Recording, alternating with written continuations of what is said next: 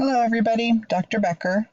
We are going to get started on Chapter 5, and we're going to kind of move through this unit quickly. I have arranged videos for you guys to watch from outside sources as to not recreate the wheel.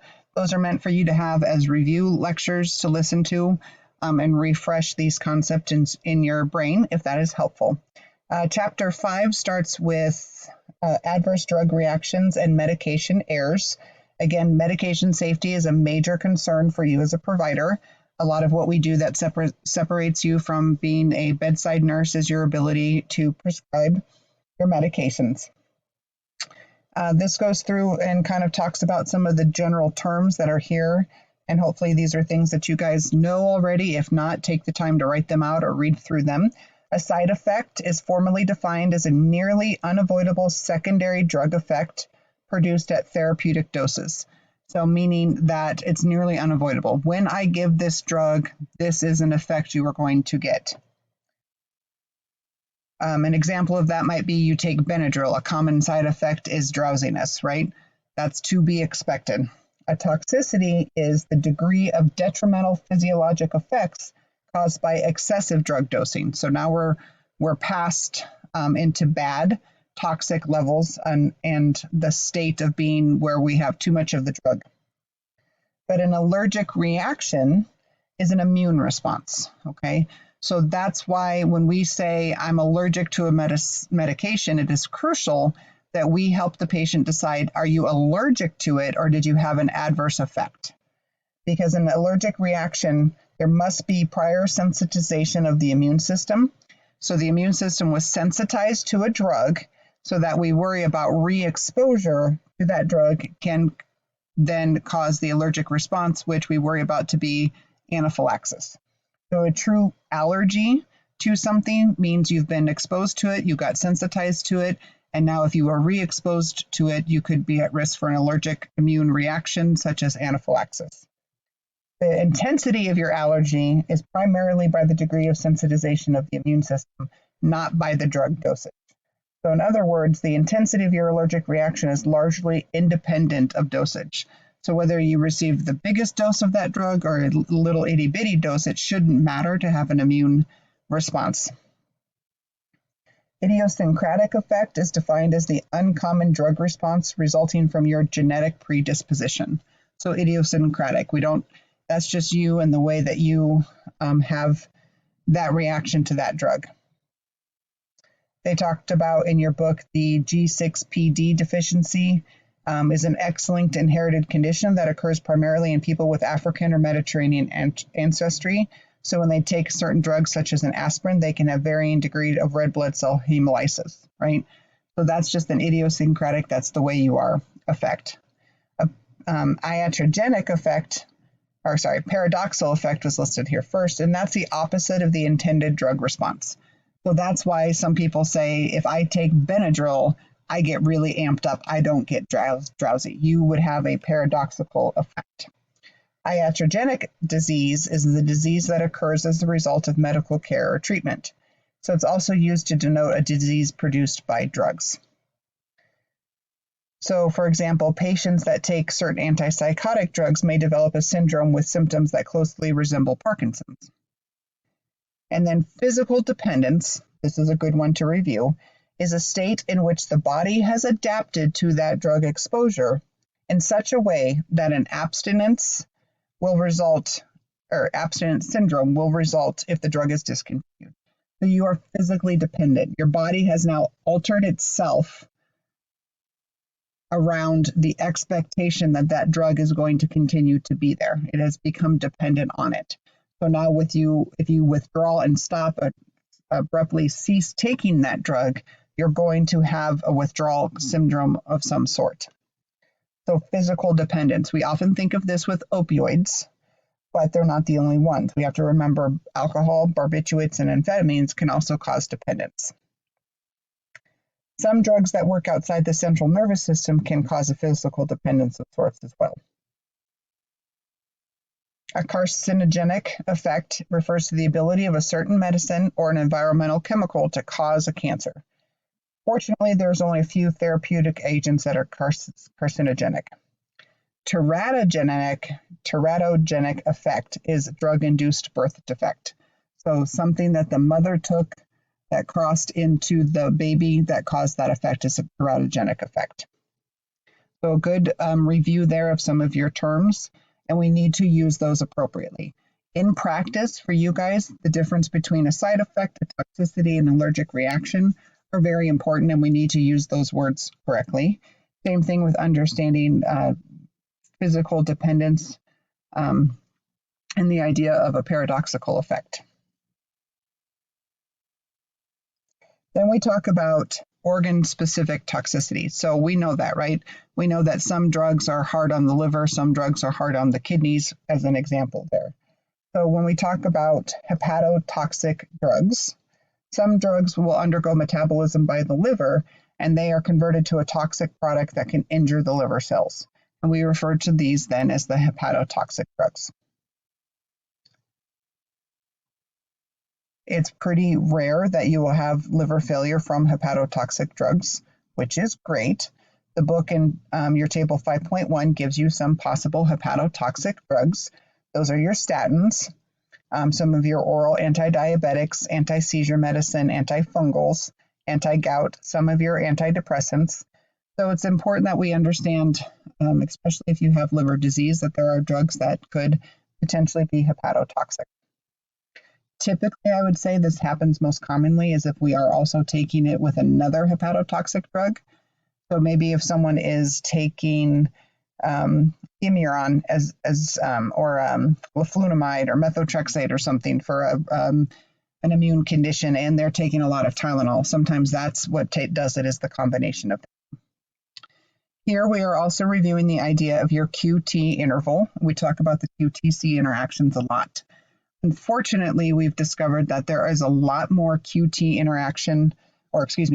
prolongation from drug interactions than what we probably first knew and appreciated.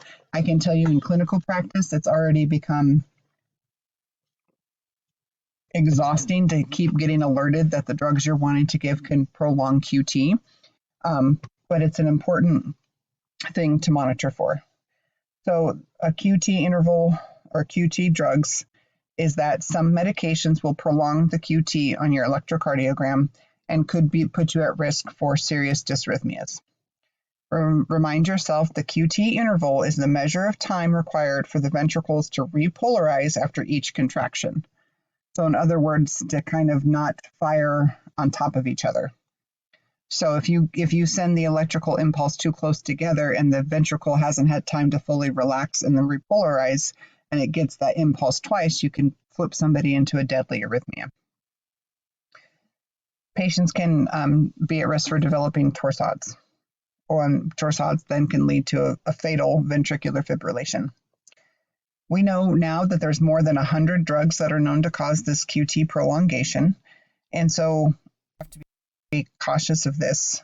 And oftentimes the FDA now, or not oftentimes, the FDA does now look for this very closely as it's moved forward with newer drugs. Table 5.2 in your reading talks about drugs that prolong the QT interval. There are cardiovascular drugs, of course, a lot of your antiarrhythmics. But we also remember then if someone is on something like flecainide for their atrial fibrillation or for their history of VT or whatever the case may be, and I go to give them azithromycin, which is a very good antibiotic that we use commonly, well, those are two drugs that prolong the QT interval. And if you're going to use them, that would require fairly close monitoring. Now, oftentimes people are sick enough to be in the hospital and we have that quote unquote luxury, but this is something where maybe you're getting frequent EKGs to monitor the QTC, or they're on telemetry that you're closely monitoring the QTC.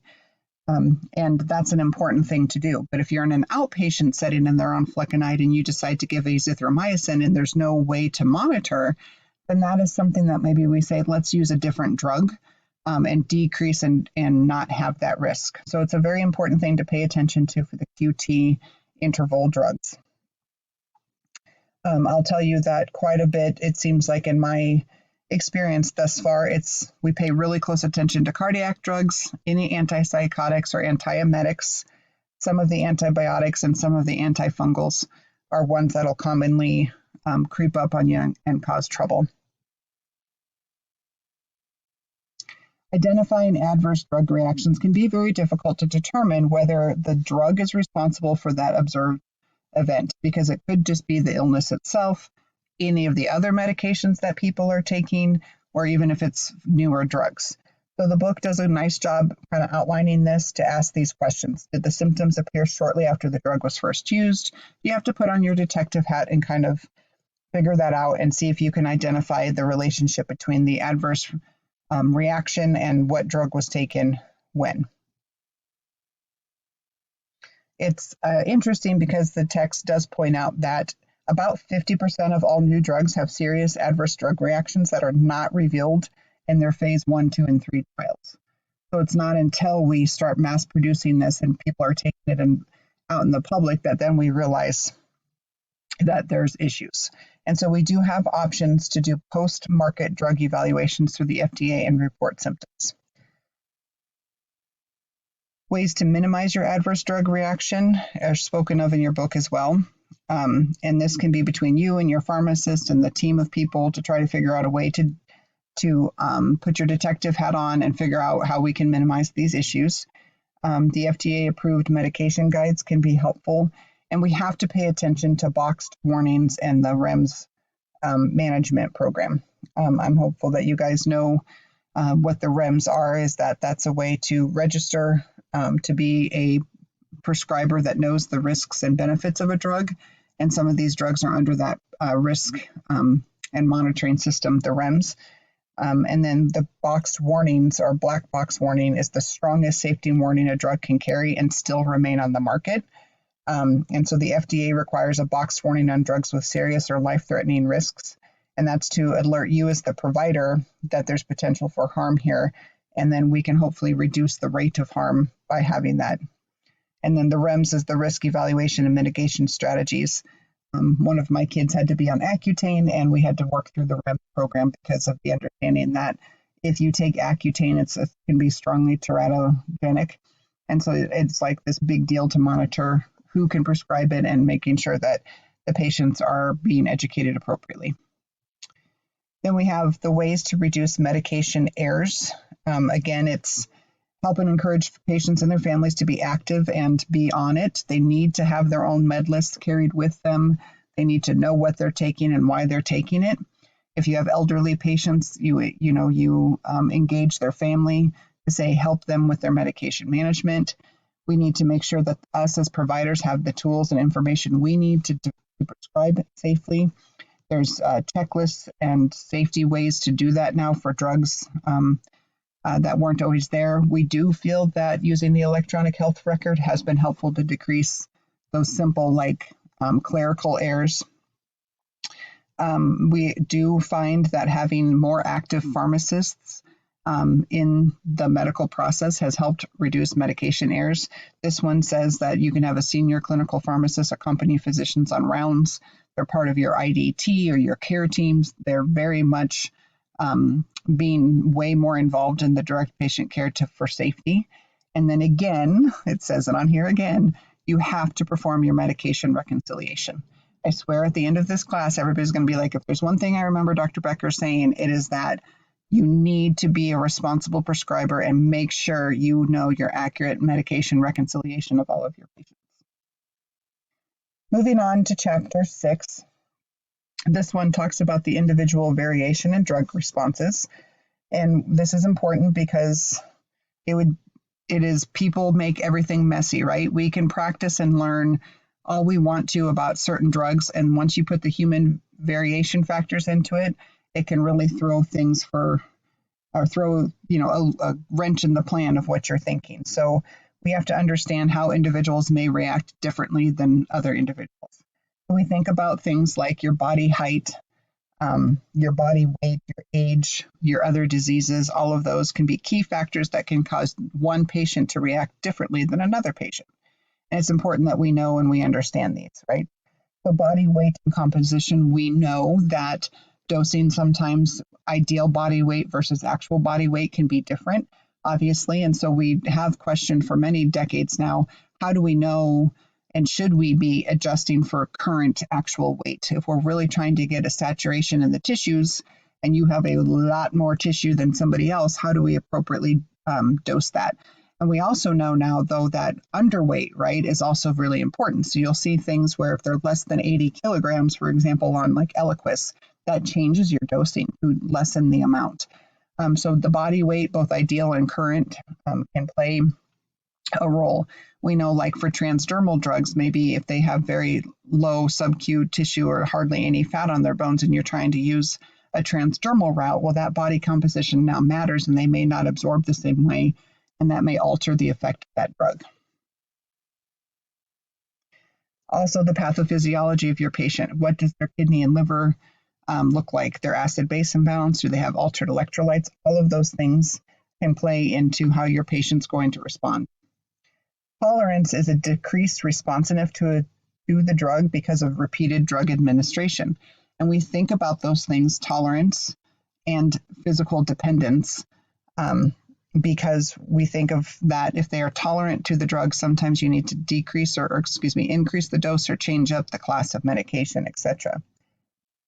There's 3 categories of drug tolerance that's spoke about here. It's pharmacodynamic tolerance, metabolic tolerance, and tachyphylaxis. Okay, so let's talk through those terms. Pharmacodynamic tolerance refers to the familiar type of tolerance associated with long-term administration, such as morphine. If you're on morphine every day, you're eventually going to have to go up on the doses because people become tolerant. The way the drug is working in the body, and that you become tolerant of. Because that's the adaptive process of the body. When the body senses this drug is always going to be here, the body starts to adapt and adjust. And because increased drug levels are then required to produce an effective response, your minimum effective concentration becomes abnormally high. Metabolic tolerance is defined as tolerance resulting from accelerated drug metabolism.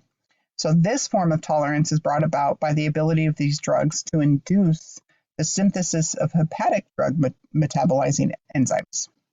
So the causing rates of drug metabolism to increase. So because increased metabolism, because of that, dosage must be increased to maintain your therapeutic drug levels. But unlike pharmacodynamic tolerance, which causes the MEC to increase, metabolic tolerance does not affect the MEC. Tachyphylaxis is a reduction in drug responsiveness brought on by repeated dosing over a short time. So this is different than the pharmacodynamic tolerance and the metabolic tolerance, which take days or longer to develop, right? So those two are a lot more time dependent. Tachyphylaxis is much faster and rapid in onset. The example is transdermal nitroglycerin. That's what the book tells you. When the nitroglycerin is administered using the transdermal patch, the effects are lost in less than 24 hours if the patch is left in place around the clock. And so we talk about that further in a different chapter, but the loss of effect results from the depletion of a cofactor required for nitroglycerin to act. So when nitro is administered on an intermittent schedule rather than continuously, the cofactor can be replenished between doses and no loss of the effect occurs. In my mind, off the top of my head, that's the most common one that I've ever seen with the tachyphylaxis, and that's the one I always default when I think of what that means is the nitroglycerin transdermal patch. And then, of course, we know the placebo effect. So that is how your book describes it is it's devoid of intrinsic pharmacologic activity. So an effect is reported, but it did not come from a physiologic response in the body. It's solely based on their psychological reaction to the idea of taking the medication. This is a real thing. We know this very well in humans. That's why we have a control arm of clinical trials, and they don't know if they're taking the drug or not because we're trying to rule out the placebo effect.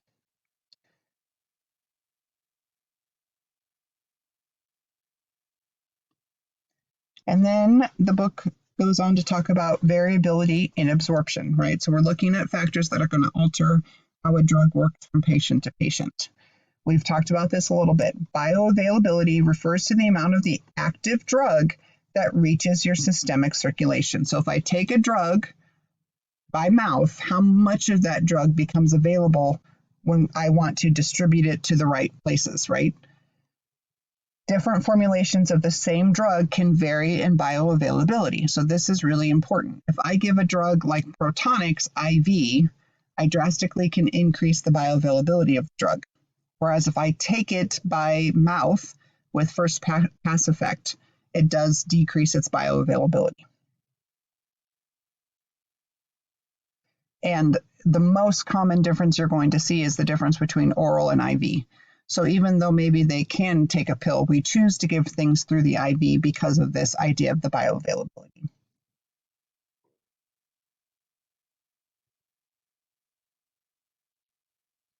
Then we talk a little bit about some of those other things we need to remember that can cause variable absorption. So changes in gastric pH, diarrhea, constipation, and food in the stomach. The reason that those are important is because those things can alter how you're going to absorb the drug. That's why some foods are meant to be taken, or some drugs, are meant to be taken with food, and there's others that are not. And that's a really big deal. I have found in my clinical practice that people kind of poo-poo that, where they're like, oh yeah, I'm not supposed to take it with, but whatever. No, the drug is actually designed to either be taken specifically one way or the other. And when we don't do that, we are oftentimes negating the effect of the drug. The one that comes to my mind all the time is levothyroxine. It is absolutely critical that you take that drug on an empty stomach. And if you take that with your morning yogurt and your bite of toast and people are like, whatever, you're negating the drug. You might as well not be taking the drug. So those are things that will alter the gastric pH when food is present or not. And the drug is formulated to be taken on an empty stomach. When we talk about diarrhea or constipation, those alter the transit time of your bowels, right? Your small bowel and your colon. So if things are moving through way too rapidly or things can't move through at all, then that can alter the expectation of the drug or the expectation of how the drug should work. So those things do matter and are things that should be taken into consideration. It's interesting because if someone has kind of always had diarrhea, right, or you prescribe them a certain drug, maybe it's levothyroxine, I'm just making an example up, and then they've always kind of had irritable bowel and kind of these loose frequent stools, and they've been going through workup with that, and we just kind of ignored it as what it is. And then a year goes by and now they finally realize, well, I can change my diet and maybe I'm actually lactose intolerant, and they change something and you've stabilized that gut transit time. Those are things to be considered because you may now see alteration in how drugs are being absorbed and distributed in the body. So things to think about when you're kind of trying to problem solve. Well, I've been on this dose of something for years and now all of a sudden it's not working or I'm having an effect. You could consider in your mind, has something like that changed with diarrhea, constipation, rates of absorption? And then one of the big things that can be variable is failure to take the medicine or failure to take it appropriately. So the patient's choices make the drug fail. And then, of course, drug interaction. This is chapter 7 talks a lot about genetics and pharmacogenetics and those things, the differences between men and women and all of that. I would like for you guys to listen to the video from Osmosis. I'm not going to talk about it in a lot of length here. But we want to understand pharmacogenetics and how your genes can affect your response to a drug. I have left in the slides here so that you guys kind of have an outline still to pay attention to when you're listening to the other video. Remember that your biomarkers are in your genes, so we have a lot of routes to get that information. Blood, saliva, urine, amniotic fluid, tissue, and hair can all be used as a source for genetic testing.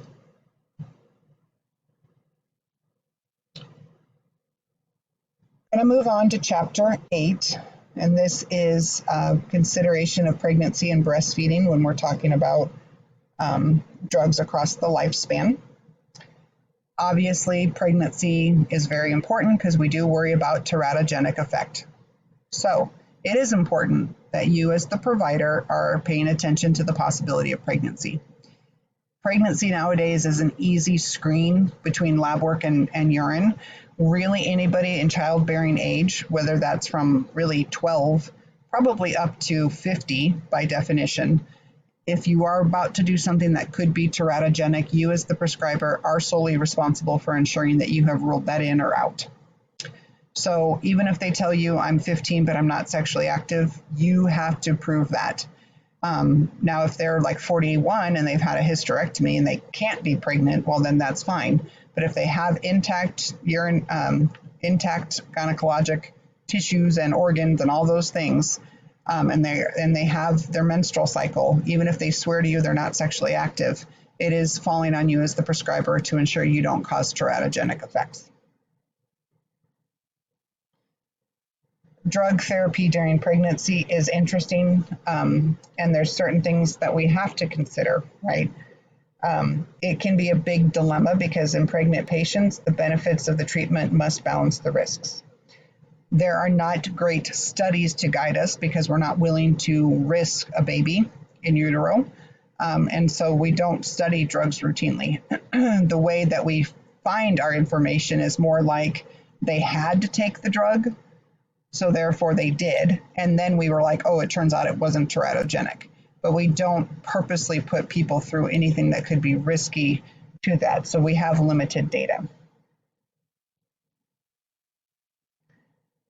The physiologic changes during pregnancy is something I would highlight and think about for you, okay? There's a ton of shifts in blood volume and blood distribution. So we know that mainly those are changes in the liver, the kidneys, and the GI tract. By your third trimester, renal blood flow is doubled, okay? Doubled. That's huge. If you think about your renal blood volume that comes through, it's doubled. So that causes a large increase in the glomerular filtration rate. So as a result, you can have accelerated clearance of drugs that are eliminated by GFR. So now all of a sudden you may have to dose adjust medications in pregnancy because the renal blood flow has doubled and you have acceleration of clearance through the GFR. This is a perfect example of lithium, okay? It would be increased by 100%. So to compensate for that, the dosage must be increased. For some drugs, it's hepatic metabolism. Those are really commonly found in anti-seizure medication for drugs in pregnancy that have to be carefully and closely monitored. So phenytoin, carbamazepine, and valproic acid are good examples of that. The third thing is your tone and motility of your bowel decrease in pregnancy. That causes intestinal transit time to increase. And so because of that prolonged transit, there's more time for the drugs to be absorbed. So in theory, this could increase levels of drugs whose absorption is normally poor. So there is more time for the reabsorption of drugs that undergo enterohepatic recirculation. This could possibly result in prolongation of drug effects. So for both GI and hepatic, oftentimes doses need to be reduced. Placental drug transfer. The factors that determine the drug's passage across the membranes of the placenta are the same factors that determine drug passage across all other cell membranes. So, drugs that are lipid soluble cross the placenta easily. But drugs that are ionized and highly polar or protein bound cross with difficulty. So nonetheless, for your practical purposes, the provider should assume that any drug that you give in pregnancy will reach the fetus. When you work more with like a midwife philosophy, I have found over the years, they very much try to do less is more because they believe that any drug you take could cross the placenta to the fetus, and the most safe route is to try not to add new drugs in pregnancy. Adverse reactions during pregnancy can be very challenging, right? Because now you're dealing with mom and baby. An example that the book talked about was heparin that could be taken by patients. It can cause osteoporosis, which can in turn cause compression fractures of the spine. If you have to use like prostaglandins, which stimulate uterine contraction, that can cause an abortion. If you use aspirin near term, it can suppress contractions in labor. And aspirin increases the risk of bleeding. So there are reasons why we don't take certain drugs in pregnancy because those adverse reactions are likely very bad. Regular use of dependence-producing drugs, so alcohol, heroin, opioids, um, and barbiturates during pregnancy then can result in the birth of a drug-dependent infant because things are crossing through just like as they were for the mother. And the newborn's dependence is, if it's not supported with the drugs, the withdrawal withdrawal syndrome can happen. So a baby born in withdrawal has to be managed very carefully and very differently.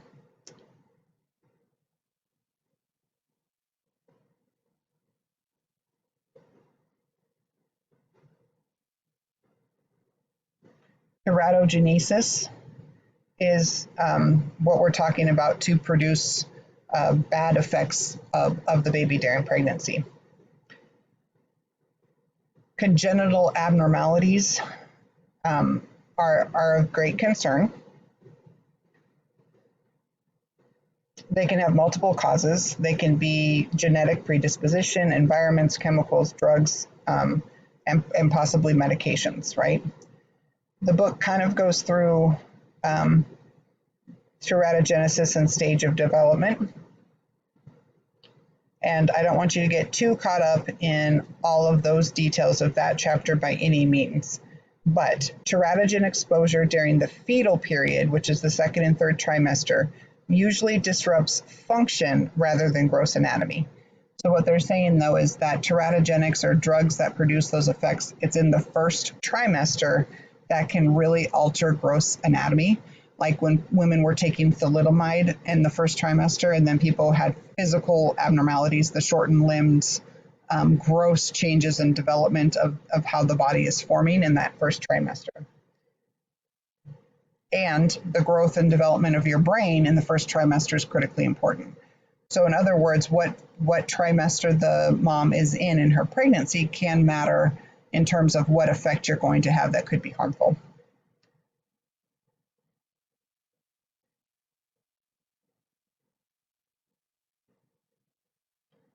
The book goes on then here to talk about minimizing the risk. Again, we want to just limit the amount of unnecessary exposure to anything. So we say no drugs that are not necessary, no alcohol in pregnancy, no recreational drug use in pregnancy. There's certain drugs listed in Table 8.1 that are just flat out you shouldn't take. Obviously, there's some cancer drugs there, but some of the seizure drugs again, so carbamazepine, phenytoin, topiramate, valproic acid. If you are in the hospital and you're caring for a patient and it turns out she has a seizure disorder and she's been on Dilantin for a long time and now you turn up a pregnancy, you're going to have to recognize that that's not something that she can keep taking. The estrogens, some of the antibiotics that we do, like tetracyclines, Bactrim, we don't take those in pregnancy. ACE inhibitors, some of the, if you have hyperthyroidism and you're on some of those drugs and get pregnant, we have to do some serious readjustment of medications. Lithium, nicotine replacement products are something I would highlight for you guys to think of that shouldn't be taken in the first semester. The most common one we think about in medical fields seems to be the NSAIDs, because that can cause premature closure of the ductus arteriosus. And then warfarin cannot be taken in pregnancy either.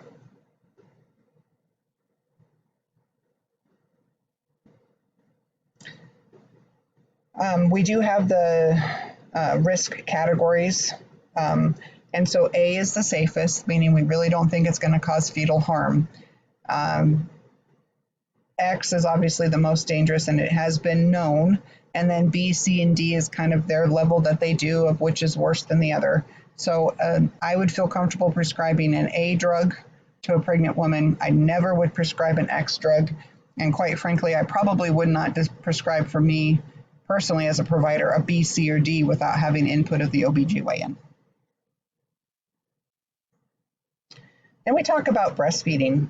This is sometimes something that's forgotten to ask, and I would point out, don't make the assumption that maybe their baby's 14 months old, so they must not be breastfeeding, because women choose to breastfeed for various times.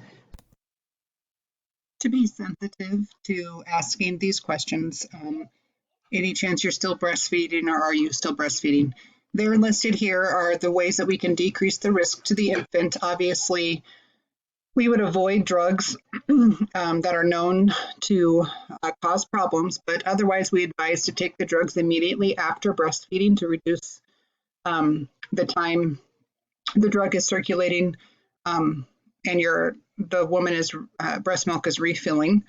Avoid drugs that have long half-lives, use the lowest dose for the shortest amount of time.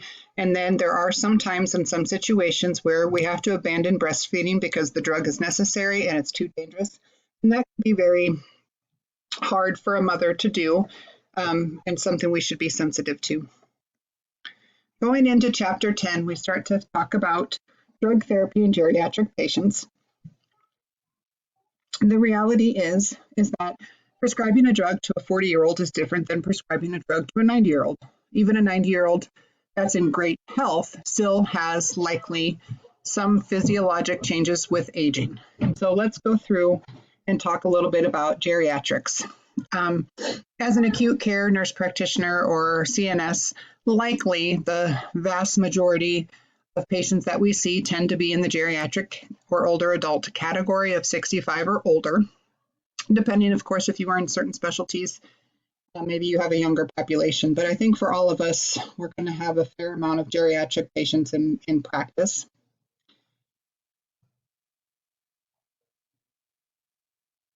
Interesting fact from your textbook, while older adults constitute only 12% of the U.S. population, they consume 33% of the nation's prescribed drugs.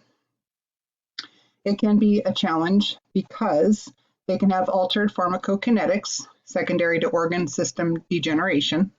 In other words, miles on the tires.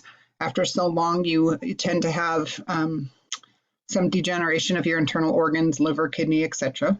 They tend to have multiple and severe illnesses. They tend to be on multi-drug therapies, and they can have a poor adherence.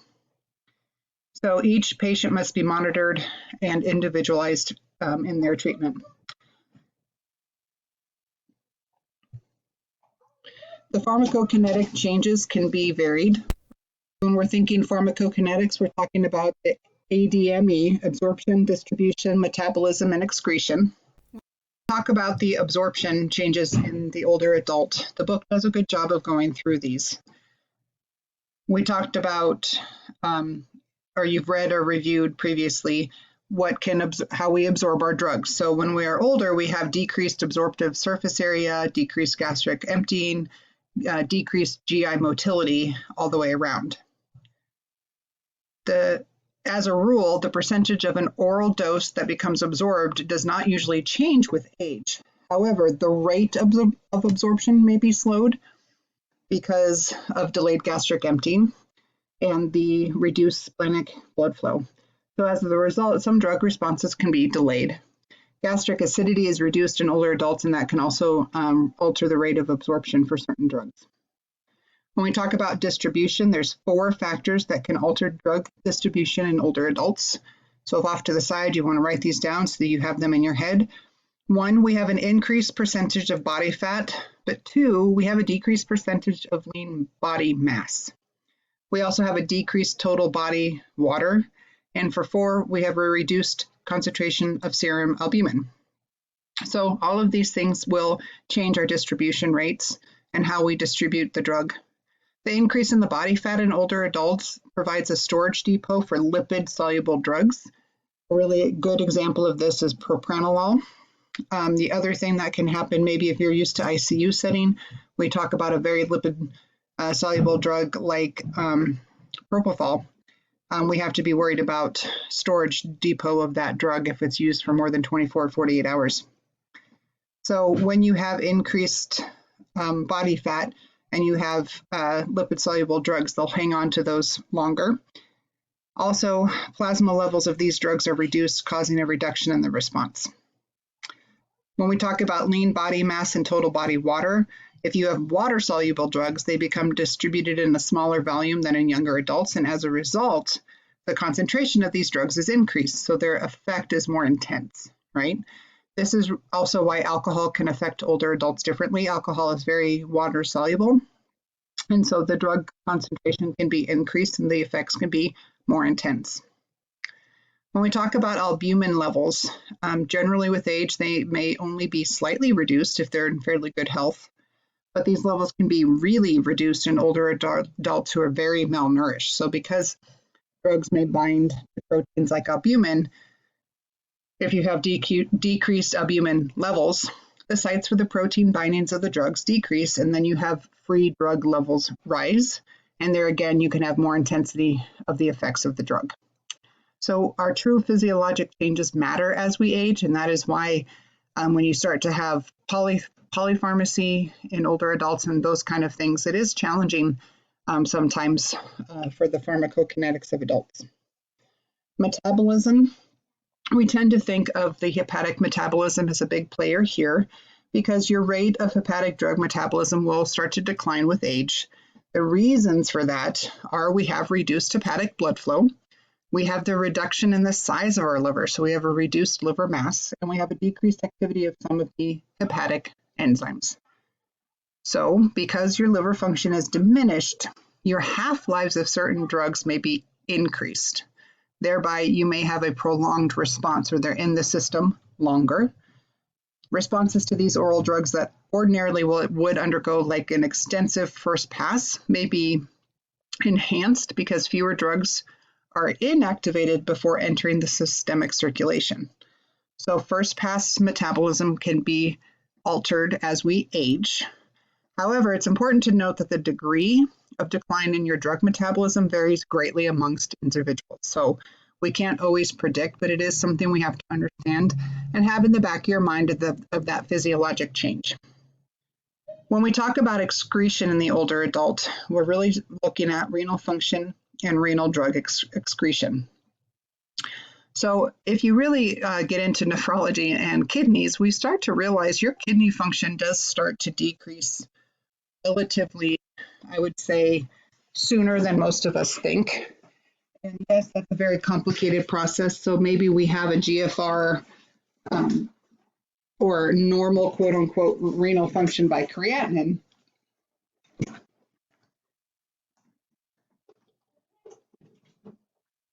But as we've understood the kidneys better and we understand better their sensitivity and truly understanding that, we have come to find that we really do have reduction of kidney earlier than what we thought. And I think there's probably a fair number of people that run around with chronic kidney disease considered stage 1 a lot sooner than perhaps we realized earlier. So just an important concept to understand. Pretty early, like in our 40s, we start to see commonly the beginning of decreased renal function. This happens then because of reduction in renal blood flow. Glomerular filtration rate is reduced. Our reduction of our active tubular secretion, which we talked about in one of the previous videos, and then we just have a reduced number of functioning nephrons. Renal pathology can further compromise your kidney function, and that varies greatly amongst age.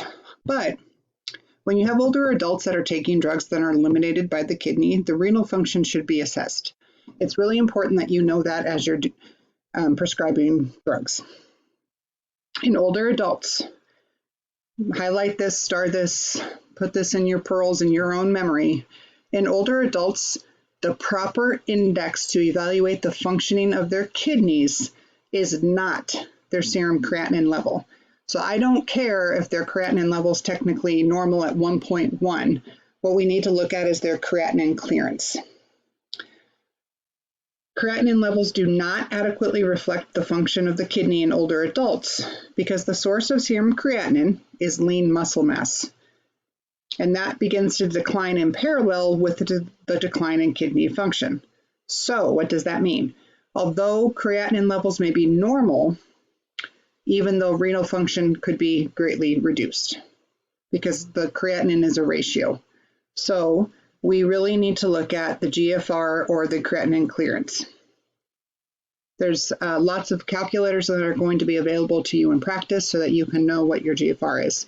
If you have the luxury of being in a hospital setting, you're going to have your GFR and your creatinine clearance calculated for you.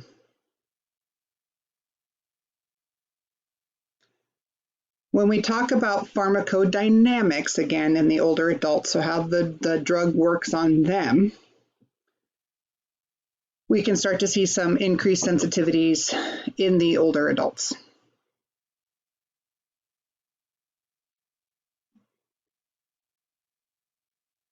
We know that you can start to see some different pharmacodynamics as people age, and the medicines can be less effective in the older adult than the younger adult, even when they're present at the same concentration.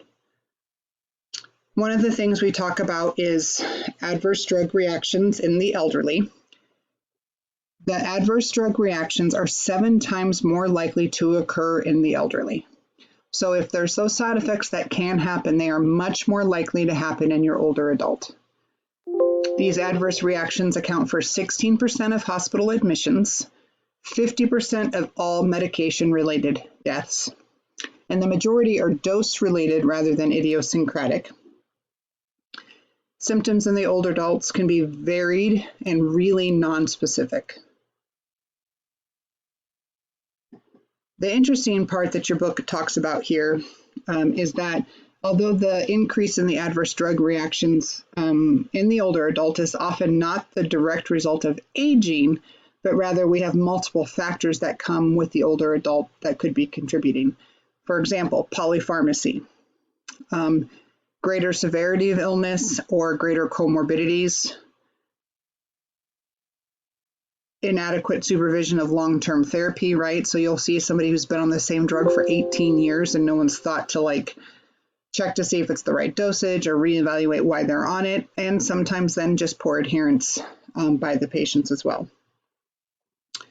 It truly is frightening to think about that medication, although they're very helpful for the older adult, right? There's 50% of all medication-related deaths are from these adverse drug reactions, and 16% of people that are in the hospital that are older adults from adverse drug reactions. It is why we take the prescription ability that we are given when we have our license. We have to take that very, very seriously. We talked about that one. So then what do we do to help reduce the adverse drug reactions in the older adult? Okay. One of them obviously is take a thorough history, right? That includes our supplements and our over-the-counter medications. We have to consider, again, the pharmacokinetics and pharmacodynamics that could be happening to our older adults, monitoring their response and considering monitoring their plasma drug levels, using the simplest regimen possible, monitor for drug-to-drug interactions and iatrogenic illnesses, periodically review the need for continued drug therapy, encourage the patient to dispose of old medications, and take steps to promote adherence and try to avoid drugs on the Beers list. I love this try to avoid drugs on the Beers list because it's impossible to do, it seems like, when you are working with elderly patients in the hospital. That's just almost impossible. It seems like to me from practice. Oops.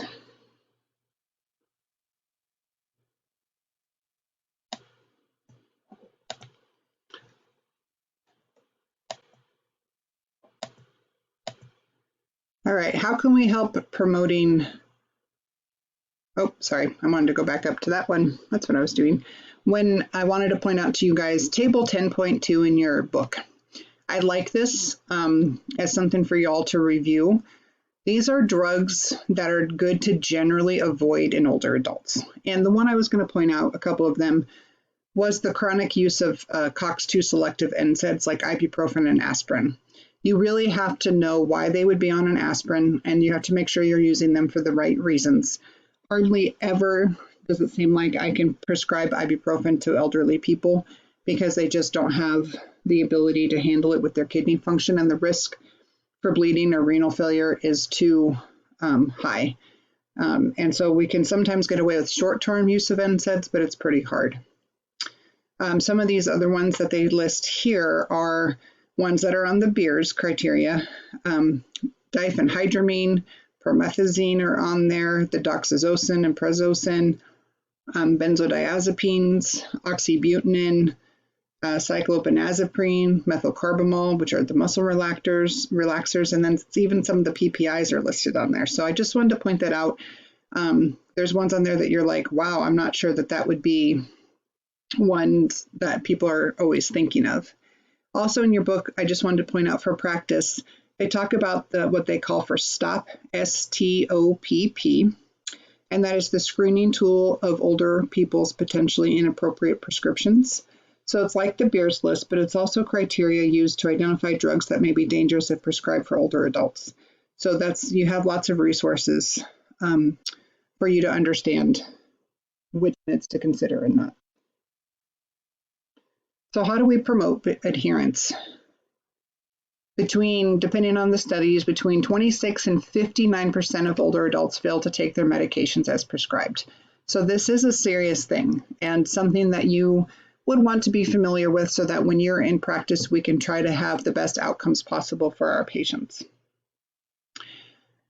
How do we do that? Simplifying your drug regimen, having clear and concise verbal written instructions, appropriate dosage, clearly labeled and easy to use containers, daily reminders, make sure they can afford them, especially if they're on a fixed limited income, a support system such as enlisting their family members to help keep track of their medications and make sure they're taking them, and then the frequent monitoring.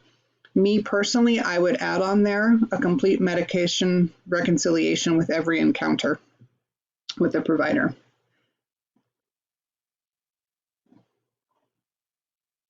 When we talk about, they kind of threw this in here for elderly, we talk about this a little bit more in some of your clinical courses next year, but when we talk about considerations for end of life, and end of life for elderly people, 7th, 8th, and 9th decade of life, these are some of these things that we talk about. We tend to have problems with constipation, delirium, dyspnea, fatigue, nausea, vomiting, pain, or respiratory secretions.